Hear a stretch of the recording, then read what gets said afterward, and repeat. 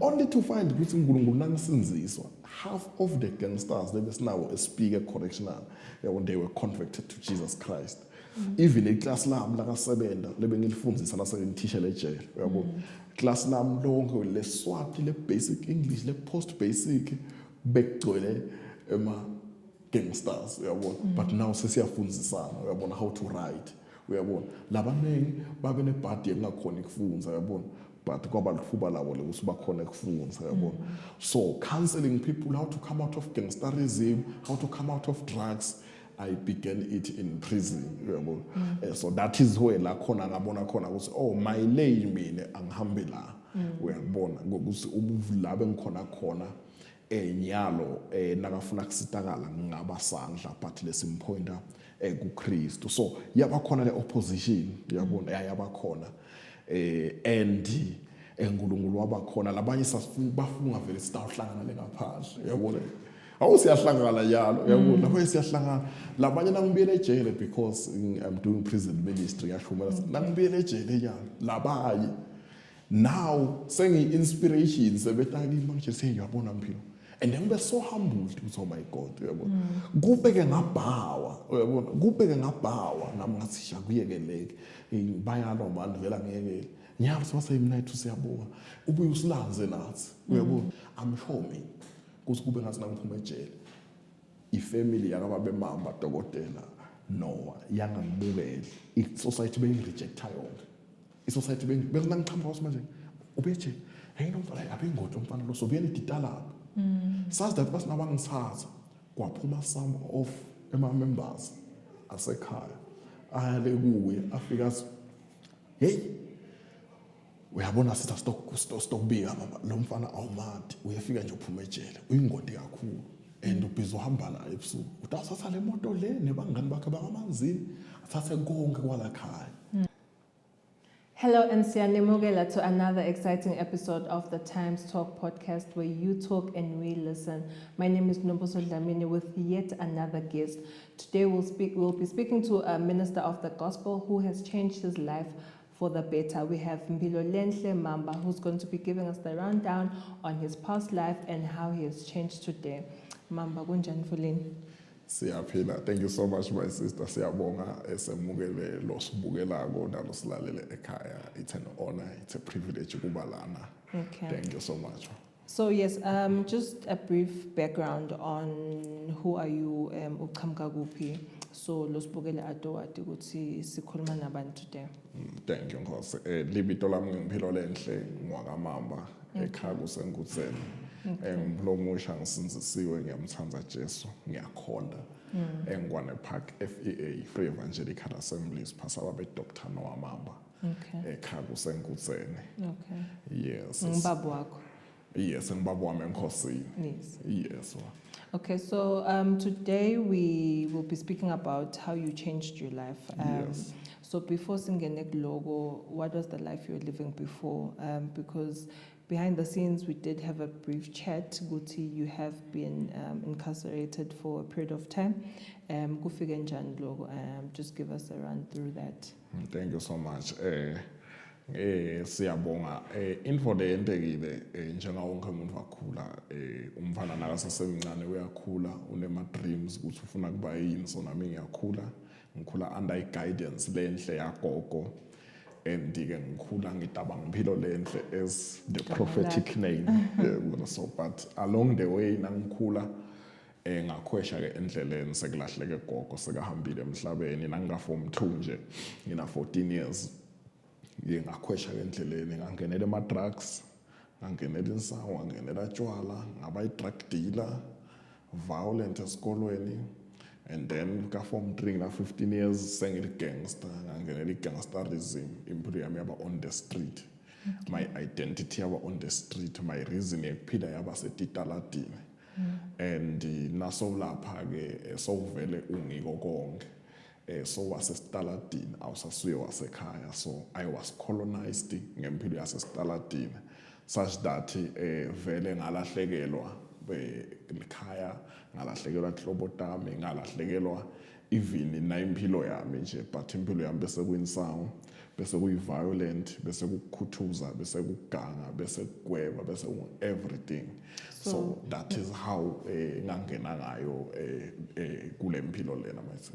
So ma wenda konke lokhu ukwenda lengaphandle phindze ubuye ekhaya or you left home and joined full force ku gangsterism? Okay, thank you. Lokuhle ukuthi ngiyambonga uNkulunkulu angisiyekela ngasikole so lokwenda ukuthi ngiconnecte imeka cause ngikwenda ngaphandle ngibuye ekhaya. Ngikwenda ngaphandle ngibuye ekhaya cause ngiyafunza, remember ngiyafunza angisiyekela ngasikole nangikungenela lo. Ngachubeka ngaba la sikolweni. Ngenda everything la sikolweni but ekhaya nje babona ngami mhlawumbe kanye ngeliviki. Ukhona namuhla uyakubona nabangakuboni futhi 2 weeks kudinginga ngisetitaladini mina ngibangani bami ngisemagengeni so impilo seyini impilo sebugangster impilo sekulapha etitaladini angaphathi fana nami ngiphethwele ngaphandle because sengiphila ngeconstitution noma ngemthetho wale ngaphandle hayi ngemthetho wala ekhaya. Yes. So you spoke about ungenela gangsterism. So just take me through that. Ungenela gangsterism at 14, 15? Yes, 15 years. 15, ungena kuphi, and then what entails a life of Gwendegani. Okay. And also at that age, kuba bete inlokusaba because imvolonga kasuzuyende before awusabi or there's a way labangenza ngakhona and make it more comfortable and appealing.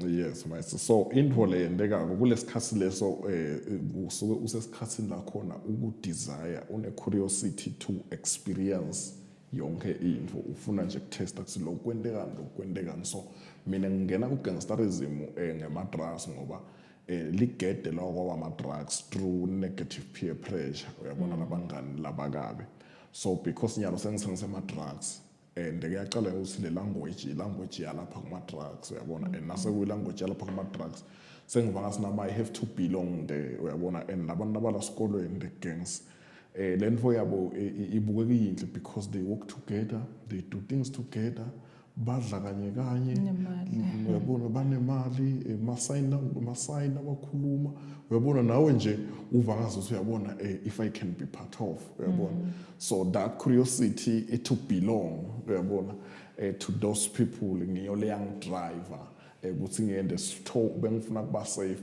kuma drugs lebengiwathengisa by the time uyabona so now initiate ke lana you are initiated into the kingdom a kingdom of darkness akusiko nje ukuthi manje ke ungena styleni nje iworship uyabona ingqolo la khona bathandaza sathane they pray to the devil they fast uyabona kugwaza umuntu it's a sacrificial act because ingadi speaks uyabona ikhuluma kakhulu ngena ngayo actually uyabona so uyabona ukuthi manje ke initiation yakhona lena and now initiate ungena khona kufana nekuthi uyafunga uthi ushiya lekhala kini ushiya hlobota kini ushiya bonke abantu but udalana utofuna umsebenzi exactly as duplicate ya Genesis chapter 12 la khona athi uNkulunkulu kuAbraham aphuma ekhala kini uphuma eXotshen takini ushiye bakini ude enzaweni engakukhombisa yona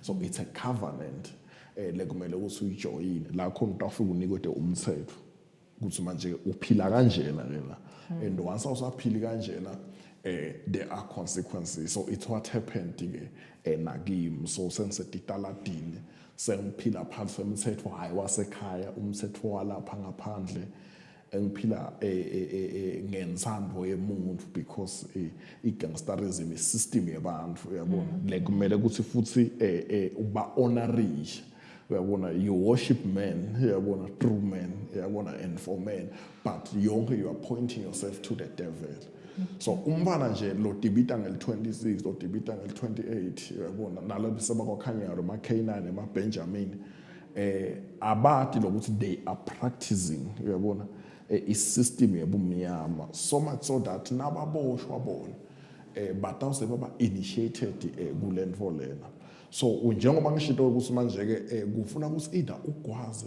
ungene ku violence become an art an order of the day uyabona and because lesibinzi le mfulo khulume ngayo ukuthi musle ejile usesemncane sibuya phi lesibinzi yabo do you know ukuthi uyathandazelwa for boldness yabo within the gang. yes ukuthi ube nesibini nakuthiwa nje manje ke lawyer uyatuyetselela la nsaweni uyabona na uyakuye uyabona uphethe 3 stars uyabona yomgwaza kunelivalo likugcina uyabona bekumele ligcine likhoshile la kulo ukuthi sengiyowenda into lelikhulu so you pray for boldness, you understand, as a gang uyabona you pray uyabona ukuthi manje ke le ndlela ukhona yenda noma kuthiwa ganga uyabona ganga it's symbolic ikhamba ebusuku uyabona it's symbolic ikhamba ebusuku leti ngikhanya it's symbolic, everything it's symbolic. Kuba successful kwale project leyo is symbolic because kusho ukuthi manje ke i-entourage ya Sathane beyinamo uyabona.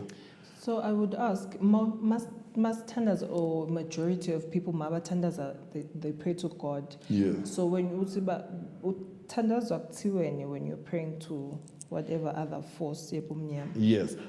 Just like in the Bible, because njengoba ngishilo ukuthi ngikholwa Jesu ngalenyela ngofundisa abafundi bakhe how to pray. Uthini bothi babe weflo kuphi lo sezulu nabo ke banemthandazo.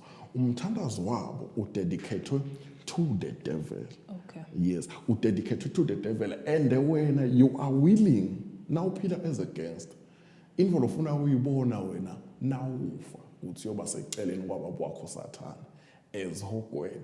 They know ukuthi manje ke bayezihogweni eternal uyabona manje kumele bafikele na ema-ranks asedulo. Why? This is a deception uyabona, strategy saSathane to deceive this generation. So info le yendeka kimi namangena uyabona ngicala ngabasebenzi there are ranks uyabona ukuthi manje uqala ube 70 uyabona mawusebenza usebenta in the different just take us through mbili enhle ukuthi wenda ini. Exactly. Just lead us to ukuthi uyangena and then what happens that sekusongena so cancer so yaboshwa. Exactly. So then ke ekuboshweni kwami lokwaba kuhle ukuthi manje ke ngaboshelwa insango.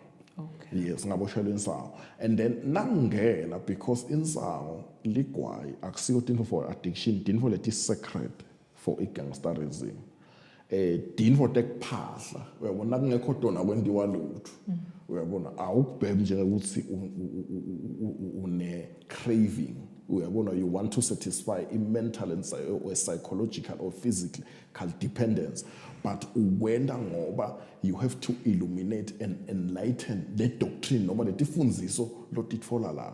So itfo lengiyendile mina lefuneka ku gangsterism 1 ukuthi manje ufuna ukuthi umake sure ukuthi manje ke you work umsebenzi wakho usubona ngani umsebenzi wakho ufuna ubonakala ngeganga umsebenzi wakho ufuna ubonakala ngama breakings lo wendako umsebenzi wakho ufuna ubonakala ngekukhuthuza umsebenzi wakho ufuna ubonakala ngegwaza. So anything le evil uyabona ngiyo letakwenda ukuthi manje ke ugoe up the rank in gangsterism.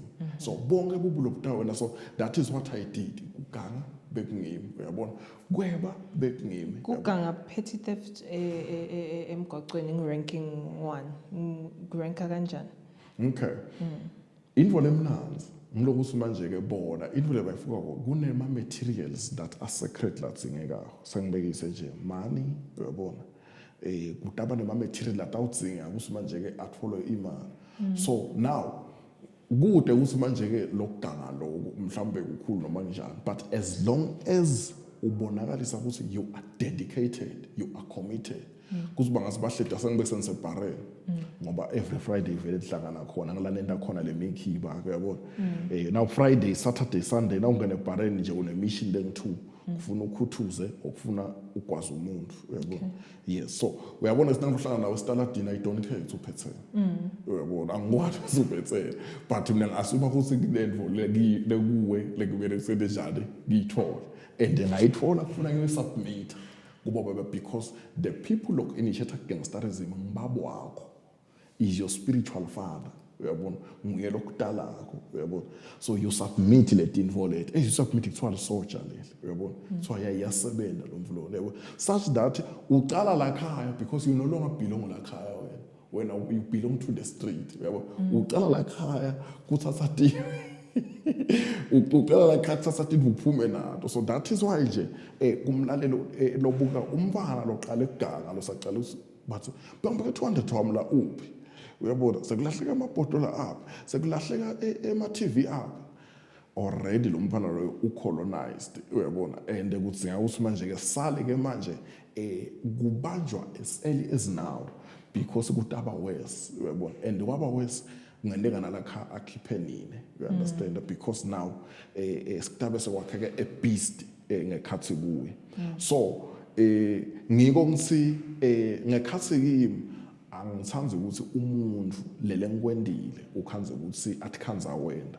mane lokubhlungu many youngsters out there many young people out there uyabona they are in drugs and this is a door this is a window labavulela ngalo sathana uyabona many youngsters there they are on the street uyabona bakhuthuza abantu influence style sekwaba ukuthi manje ke robbery style uyabona lento le and many youngsters there baf a crime seyendiwe yaba yinfo lekungazi ukuthi manje ke is dating ngani it is the tool of the devil kuthi manje ke a shortcut destiny yakho bese ukubeka enzaweni lefanele just like it happened to me ukuthi ngingathi ngika form 3 but already ngiphile estaladini uyabona so already I was a prisoner lapho uyabona ngingathi ngikhuthuza abantu ngingathi ngigwaza abantu ngingathi already ngisestaladini lapho because and already lapho I am a prisoner manje sekusenje i-manifestation ukuthi manje lo muntu lo one day ekende njani akaboshwe and that is what happened nangiqeda isikolo ngicreditile 8 credits lo clean bengifuna kuba ngummeli ngi-applyile kwaLuseni 11 March 2017 ngiyaboshwa ngigibela ijeep bangibophela ensango ekhayithe ngikuthi bangikhanza nabo 7 ebasana Masaka. Yes because they say limeka uyabona so angisiyabona ukuthi manje ke ungena kancane kule info lethi so I was more into drug dealing uyabona I was more into drug dealing barter trading sengileti info lethi ke edema illegal materials otawuqhamuka ngawo utena udile ngawo uyabona sengilento ke ukuthi manje ke uthanze ukuganga uyabona break-ins uyabona khuthuza abantu so that was the life lebengiyo so ipassion yami kakhulu beyila kulama drugs ngifanga ukuthi nje yabona ngifuye ama drugs lamanenge ngithengise yabo ngithengise ama drugs because that's what unite gangsters uyabona so nanginaloko kude magenge la ngifune everywhere uyabona kude lo ngifune any person ungifuna la ngingakhona so nangilokwendeka lo so nangiboshwa uyabona sengicede university and ngiboshwa ngicede esikolweni ngiboshwa ngina 19 years old uyabona bafike bangigweba 9 years enhlangano bangitshela ukuthi ndawuphuma ejele 23 September 2026 okay and ke hawu nangilajele bangibida eRedwen ngidiva ngilajele bangibida enyuvesi sicela nabalabalazelayo bafike enyuvesi yakangwane baphatha kuMatiso mina ngikuphi ngiyathi ukuthi nyalo kufuna ngiyowenza ifirst year yami yakalowo yebo nangile kwafika mankwami ashayele bakade bi ukuthi ngithole scholarship fully funded uyabona manje ngikuphi mina sejele kusiyo ibhadi akusiyo futhi nemaloyo uyabona it's a choice uyabona decisions decides destiny mina ngadecide ukuba siboshwa the day ngicala kuba le28 the day ngicala kuba the day ngicala ngena impilo yasestaladini I already decided my destiny kuthi manje ke mina ngiyakuphi so 2017 angiboshwa nje ngalana bangibongela ukuthi ngiyemukele enyuvesi ngalana make bamshayela umfana wakho siyabonga lo mfana lobambonela ukuphi usejele utawuphuma 2026 wasinaka ngitshela lokho manje ngade ukuthi la jele ngidawudosa and I gave up ngempilo ngathi anyway 9 years ngawuphuma la jele ngina 30 years ndabe ngiphilelana ngangena kakhulu ke into this gang thing lengekhathi ejele uyabona mawungena kakhulu what is that exactly the rituals uyabona angiso ejele kahle ngesgangsterism it is the headquarters uyabona it is where nyalo lenta elemisimeto uyabona imisimeto ukuthi kuwinwe abantu into the gangs uyabona lebithandazo uyabona gwaza kwabantu kulwa nemaphoyisa la ejele uyabona so nyalo so because wasejele uvalelo but sekumele ukukhombakalise ukuthi wena you are against uyabona so that happened and bangisuse enhlangano bangisa kuMathapha because I give up here ngifika kuMathapha bangifaka maximum prison hayi abangibise medium and then ngahlala hayi nalapho ngachubeka kakhulu ngaphela sengikhanza abangani bami lapha ngithi mina ngisukela lizeluzi ngiboshelwe ngutse nje ngibalekela lizeluzi so sengikhanza these people lebengivele nginabo bala sengiyajoyela sekude kuvaphulungu ukuthi ngiluze scholarship ngiluze house ngisonje hayi ke shothi kumnanzi angichubeke kakhulu ice chaos uyabona chaos ejele uyabona tattooing bantu bebantu uyabona labangekho enombolweni bayabhulishwa uyabona so vele nje kufuna kucace ukuthi manje ke impilo kahle kahle iphethwe ngelabantu lapha uyabona so uyabona ukuthi manje ke it is not impilo because iyona igangsterism une power when you are together but when you are alone uyabona kude ledlela ukuthi ngingakhombisa nje ukuthi manje ke hayi ngiyini ngaphandle kokuthi uphike kuveta ukuthi manje ke so ugcekezile kuphi so ugijikiswa amaphoyisa kuphi so ufuna ngifisa so info lekiniketa ke wena ukuthi manje ke ya exactly that's what uthi identify ngako yabona false self awareness yabona and ukhanza ukuthi awukhonda ukubona ukuthi manje ke already impilo yakho seyivele ngeke ibe lutho uyabo so ngikoke lokwenteka ukuthi now Mathapha Central Prison and now everything imile so kusukela 2017 2018 2019 ngiyadosa so ngihleli 3 full years ejele ngidlabo Khisimusi ngidle 2017 ngamhla 28 every time nakuphela umnyaka bengithi nyalo ngangenda first year nakuphela uyenziyalo bonke lebehlubule esikoleni babuyele ba restart bahamba bachubekele empilo mina ngahlala ejele uyabona ngihlaliswe yini ngihlaliswe ichoice uyabona so kuloku khuluma kwethu kwekuthi nje I don't have to talk about my past but for the sake of those people labajahe la siphosesa limala khona actually la silimele khona ukuthi ayisebenzi lempilo uyabo noma ungaba ngisayitsheni noma ungaba ngikapteni noma ungaba segedeni noma ungaba netitala bletingolo let false akusebenzi uyabona bangilethe itala phansi ngelijudge uyabona yes so like when they're in more judge like within the gang yes angiso the ranks within the gang ujudge ngumabhalane ngisecretary phela this is an organized antichrist system this is an organized antichrist system uyabona le operator in ranks uyabona the executive uyabona sekunema branches ke sekunalabo buke those branches uyabona so it is deep chothi bomkhulu but awuvela ube mkhulu uyabona so as you go uyabona nalokuthi uqedza umnyaka in prison uyabona it's significance ejele ukuthi within the gang ukuthi manje hayi solubambele yashisa solubeketela uqedza wesi2 hayi solubeketela uqedza wesi3 solubeketela so you are within the line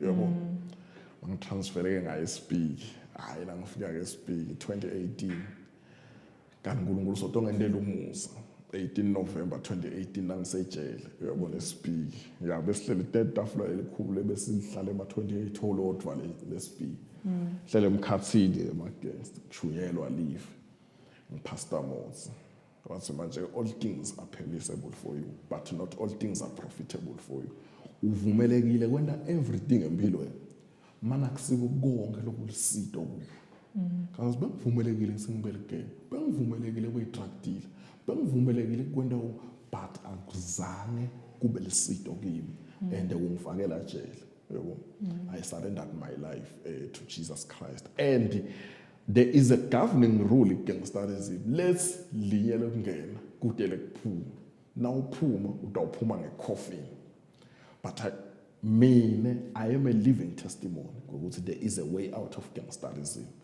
man it is only through Jesus Christ everywhere la ngilokhuluma khona my sister awendeke ngamkhulumeli Jesu ngoba nguyelo wangikhipha khona ngakuzama konke uyabona but indlela yekuphuma overcome tonke tikhalte bumnyama leti function against any young person losilalele nalosubukelayo yinye, it is through the cross of Jesus Christ.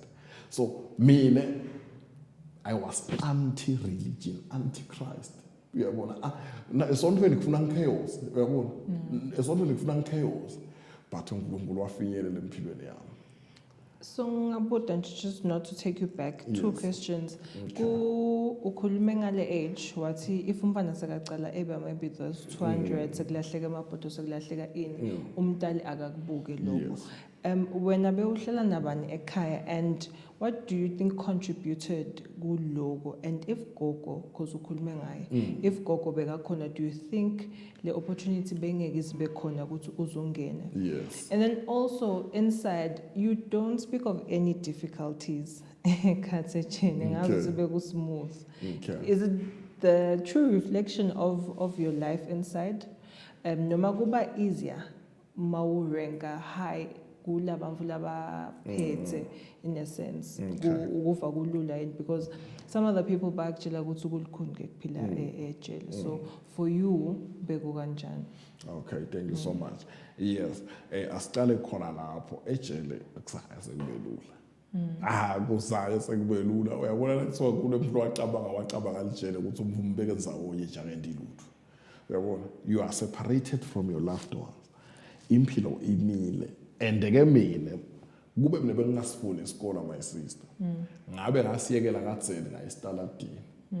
But bengithi ngifuna kuba sigebengu lesifunzile. So bekungaphela kimi lokuthi ngilimele ukuthi imfundo yami enjani iphelile. Yebo. Lokho ukuthi manje ke la ngekhathi uvalelwe nyalo nje kuyavalwa nyalo kuyalala. Imagine. Uyabona ukuthi nyalo kuyalala. Le ngqondo le ndlela le program engaka uyavuka ekseni uvuka uhlala endawonye nangathatha yalo ngikubekela amabala lawa ngivala ukuthi awuphila la 7 years. Uyabona, you can feel ukuthi manje ke I am disconnected from the world, I am disconnected from the purpose. Uyabona, I am disconnected even because for me it is the purpose other than ukuthi manje ke la jela ngikhona ukubona hlobo tam. For me it is the purpose, it is the progress, because kunenvulo ngeke uyilahle kimi. Le mvulo ngoyilahle kimi ngokuthi kuna 3 years kule minyaka lenginayo nyalo, but there is minus 3 years of my life. Uyabona, and wasted. Uyabona, so tshela akuzange sekube lula, labanengi balahlekelwa ingqondo ngengakhona ukubukela lesimo lesebakiso. Uyabona, labanengi even abakhona lokuthi manje ke babona ukuthi manje ke uyathi ukuthi lijele kahle kahle belingakameli libe lebantu labanesifiso noma labanelikusasa. Uyabo, because ngeke ucabanga kubanzawonye uphinde ucabanga kuyembili. Uyabona, ufuna ucabanga kuyembili ukubukela. So for me info le yaba likhulu kakhulu ejele, kubuka impilo yami ilahleka before me. Ngibuka kulahlekelwa i-education yami. Uyabo, kubuka ngihlukana nemntana, kubuka ngivisa makwami ibhlungu.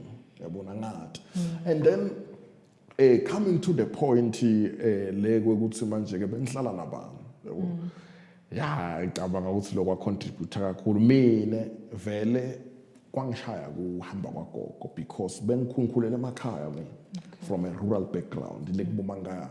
So nakashona gogo. Uyabona, ngase ke manje sekubuya ukuthi hawu uyathi ngifuna bakhe. Uyabona, sesengiyakumake nangifika. So i-change of environment yangishaya kakhulu. Ngisuka from rural, awuphelanga umnyaka phela mina 2012. Uyabona, 2011 ngisuka emakhaya angibhemi anginasi.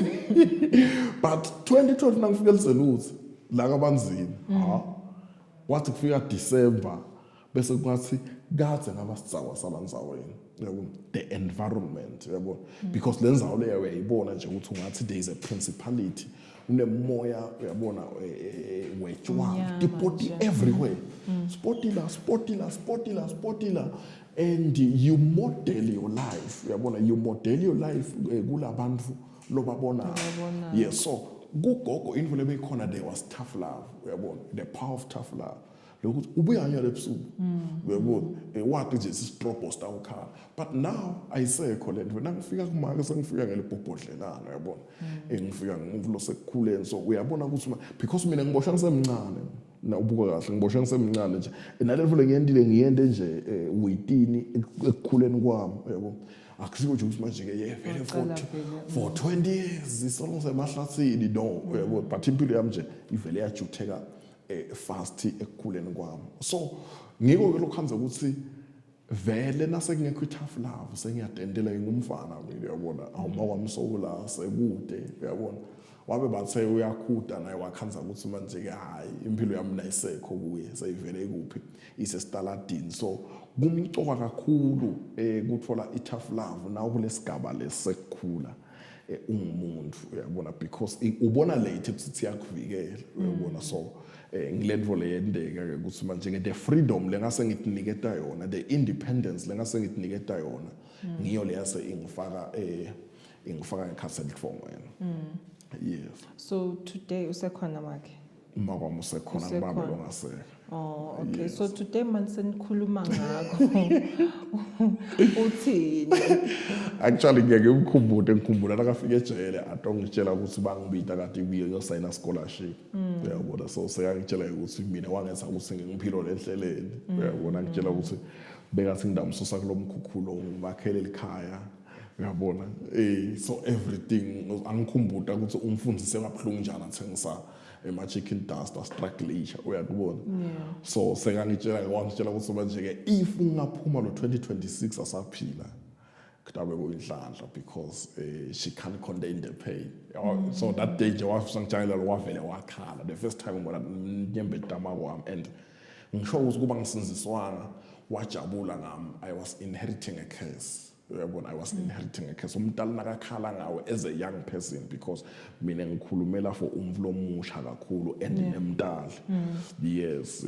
as a young person umntana nakakhala ngawe so independent hey kunebungodi lapho uthatha sicalekiso lesingesikhishwe so sasikhuluma nyama it was a miracle I remember nje nangingasesejele ngiyaka VOC amshayela ngama officers uyafuna ukutshela ukuthi manje ngimsimna singatshela manje kwamshayela hey impilo lenhle yaka VOC like uyowenda nakavuyo opposite le mpilo lebengiyiphila yabona akuhambelani nje akacabanga nje lethu uyakavuyo usiyodana ngitsima nje hayi ngiyosherisha nje lifi awubayivule vele batshelana kwenteke nejele kuphila yabo so kade uNkulunkulu mneso ushintshile ngale so nje hey yabo nasikhuluma nawo yabona it was a blessing in disguise ngejele wami because kube uNkulunkulu akalivumela kalijele ngangafa I'm sure ukuthi ngabe ngafa noma ngingafelwa ngumuntu uyabona so God used my imprisonment ukuthi azuze impilo yami uyabona so that is why today I thank God for I don't regret angikwendi kube buhlungu kakhulu ngese ngikhona ekusita lo umuntu ngawo nangingakwenda kube info lesilonza uyabona but ukuthi uNkulunkulu wakusebenzisa uyabona ukuthi azuze yami impilo so kuthi ke lo myanga sahambi la ngihambe khona so makwami khona bawami lo wahamba ngose yami wahamba bekaliphoyisa ku detective akubuke la ukuthi ngakuthola wena mfana kuyeda lapho but nje yeah so I'm happy for makwami we are happy and yeah impilo yakhe vele utayibona le prophetic prayer la ikhuluma empilweni yami utayibona saphila futhi so today impilo lenhle wendani. Okay. And also kuba beteyini maybe some of the people you're with in the gang labathi mabakubona bathi hayi man angeke asibuyele emuva kuba beteyini logo but more than anything today what do you do and what sustains you ukuthi ungakucabange kubuyele emuva. Okay. Yes. Okay, thank you. Just like I've said ukuthi kune governing rule ye gangsterism let's linyele ngene kudele kuphuma now uphuma ngeufa yabo so now sinje unika lapho 28 so utawugwaza that is why if you can go around schools ukhulume nabantu laba kuma gangsterism bantu besikole bathi singiyesaba I'm dealing with youngsters ngiyesaba ngento njalo hey bathi batangibulala lekhaya bathi batangenda ile khaya so I understand also thana ubusa ngefear nange deception yabo so ngase ngoba lephosa ngoba likhunyana lo linangisacetha kuphethu because bekunale force ukuthi manje ke ngeke lo mfuna simtshele letinfo leti athi letinfo leti bese mvolo kwenda nje vele bekhona lokuthi yabona stam eliminate but I had that peace yokuthi ngeva nje ungazuthi yathi noma usakuyendeka Sathane uyaphumelela because Sathane angangibulala or angambulala lo munye umuntu khona kuthiwa vele ayekelwa lento le ngani yayekelwa noma ngabe uphumelele nje wambula. But I had that peace ukuthi uyabona ngathi ngifele ukuthi ngisinzisiwe, that would be enough. Angati beyibuya happy, but I had that peace. Only to find ukuthi uNkulunkulu nangisinziswa, half of the gangsters lebesinawo eSpeaker Correctional when they were converted to Jesus Christ. Even iclass lami lakasebenza lebengilifundisa lasengithisha lejele uyabo. Class lami lonke leSwati le basic English le post basic bekugcwele gangsters uyabona. But now sesiyafundzisana uyabona how to write uyabona. Labanengi babe nebhadi engakhona ukufundza uyabona. But kwaba lithuba labo lekuthi bakhona ukufundza uyabona. So counseling people how to come out of gangsterism, how to come out of drugs, I began it in prison uyabona. So that is where la khona ngabona khona ukuthi oh my lane mina angihambe la uyabona ngokuthi ubuvula bengikhona khona nyalo nakafuna kusitakala ngabasandla but lesimpointa kuKristu. So yabakhona le opposition uyabona yabakhona and uNkulunkulu wabakhona labanye bafuna vele sitawuhlangana ngaphandle uyabona. Awusiyahlangana yalo uyabona lapho siyahlangana labanye nangibiyele ejele because I'm doing prison ministry yashumela nangibiyele ejele yalo labaye now sengi inspiration sebetaki manje seyabona mpilo. And then we're so humbled ukuthi oh my God uyabona. Kubeke ngabhawa uyabona kubeke ngabhawa nami ngathi shakuyekeleke bayalo manje vela ngeke nyalo sibasayimina ethu siyabona ubuye usilanze nathi uyabona lapha ngisho nale besikhombana sihlangana mina ngethu kunjalo uyabona uyabona ukuthi manje now where is the thing ukuthi manje iyasta utfolana lengaphandle in uyabona. So ngilendlela nje Sathane labusa ngayo. So and ke kubiyele emuva ngaye ngatshela one of my friend lele ngihamba nayo ngathi yabona mngani nami nakathiwa ngwile angicabanga ukuthi kungaba imali kungaba kuganga kungaba ko20 million kungaba ngani uyabona. But nakathiwa ngwile ngicabanga ukuthi manje kungamele kube anything lebe ngingayadi ngami hayi ukuthi kuphathelane about my past. Why? It is because ngathi nangisitakala kwanga attendwa ihabit kwangabe nje icounseling kwaba regeneration. If a person is in Christ, he becomes a new creation. So ngaba founded on the doctrine lokuthi lempilo lena awuyekele ungafakele impilo. Ngeke uthi ulugangster ungitshele uthi wena uyekele ubugangster but uthi awukholwa uthi manje ke awamukele Jesu angikubalele emalanga ngeke utawubuyela ngeke uphume from another kingdom bese kuba bethe another kingdom that colonize you ngeke kwendeke lokho uyabona. Because the kingdom of the lesser power must bow when you accept Jesus Christ uyabona. So the only way yekuwina lo that is why nabantu ngibomnakeve labaphuma ejele bangazosibaza ba ignore kholo yebo.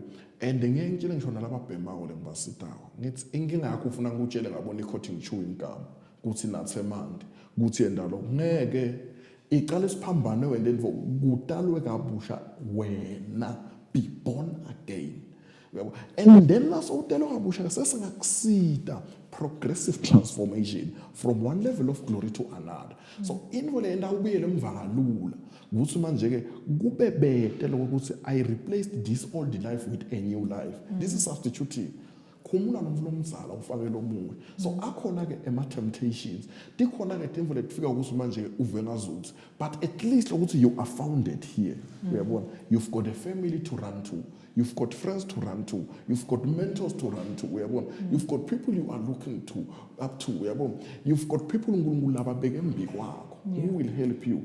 So that's the only strategy lesebenza kolokungisitile mina and the mentorship, the power of mentorship, because I'm sure me kuthi kube ngathi nangiphuma ejele ifamily yakababe mama dokotela no yangangibukele isociety bengirejecta yonke isociety bengiqhamuka ukuthi manje ubeje hayini umfana abengoti umfana lo sobuyena iditala sazi that basinabangithatha kwaphuma some of ema members asekhaya ale kuye afika athi hey uyabona sitha stokubika mama lo mfana awumati uyafika nje uphuma ejele uyingodi kakhulu and ubhizo uhamba la ebusuku uthatha le moto le nebangani bakhe bakamanzini athathe konke kwala khaya uyabona so ngaphose ngatibalekela mina ngaphose ngatibalekela mina esitweni uyabona but his boldness yekuthi manje uyabona I'm not ashamed of the gospel of Jesus Christ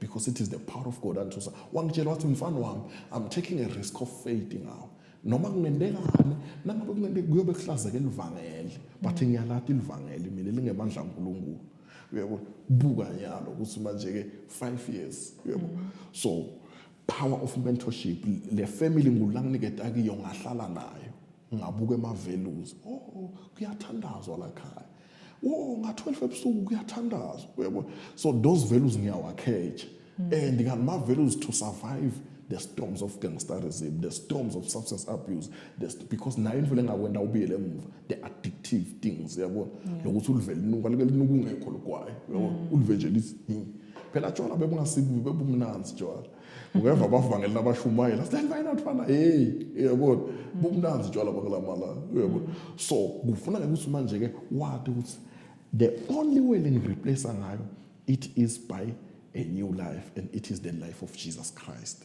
so noma kufika kubuyele emuva unako lokuthi manje ke so mina kwangisita kakhulu ukuthi ngiphume ejele ngithola ifamily ingithathe ngihlale nayo la ngihlale nayo ingibhathise ingondle ngihambe nayo now 5 years uNkulunkulu wa restore le education lebengilahlekele I'm in ministry pursuing God's purpose for my life and ngiseswatini College of Theology doing Bachelor of Arts in Bible and Theology ngibhadalelwa nguNkulunkulu angathi ngibhadalelwa ngubani my sister uyabona just like uNkulunkulu angikhiphe ejele ngale salary because it is a miracle as a prisoner ube salary to hold 3,150 per month that's the greatest miracle yensinziso so le mali beyingena kuwe ngimi uyabona isuka Ministry of Education angisho bengifundisa ka Sebenta National Institute I hope yamathi isebenza imfundo yalabatsana leyavulwa ingwenyama sobhuza wesibili la kaNgwane uyabona so bengifundisa ke lama classes lawo so ngiholelwa ngisebenda not lijele so that privilege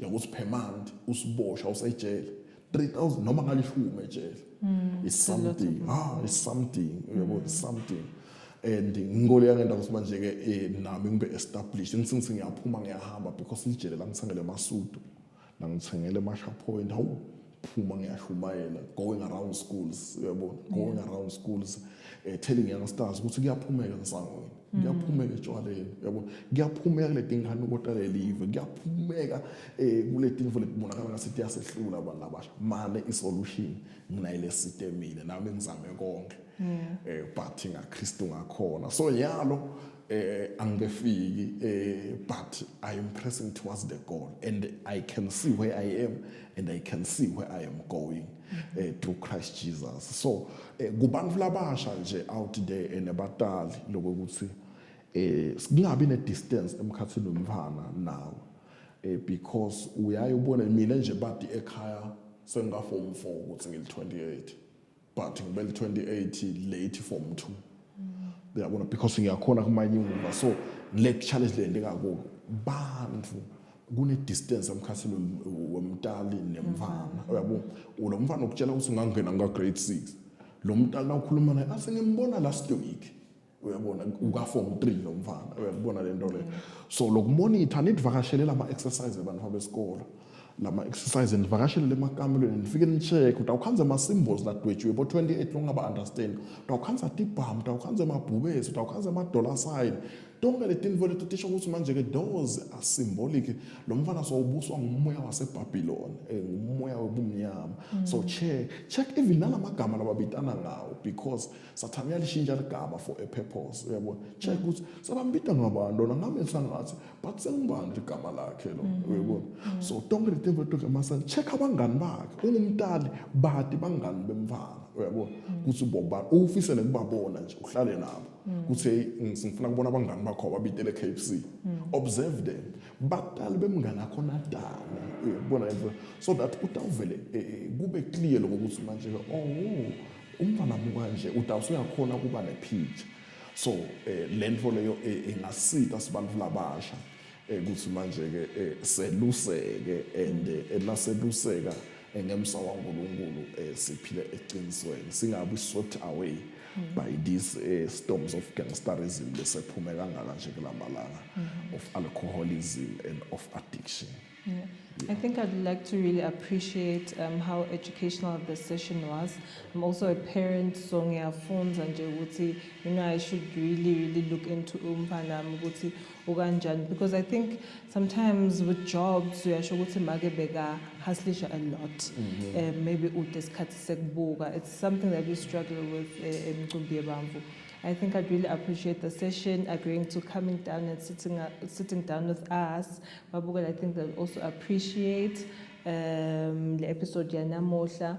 I think from us, from the Times Talk podcast, we'd like to also remind you this week to like, share, and subscribe. My name is Nombuso Dlamini. Thank you very much.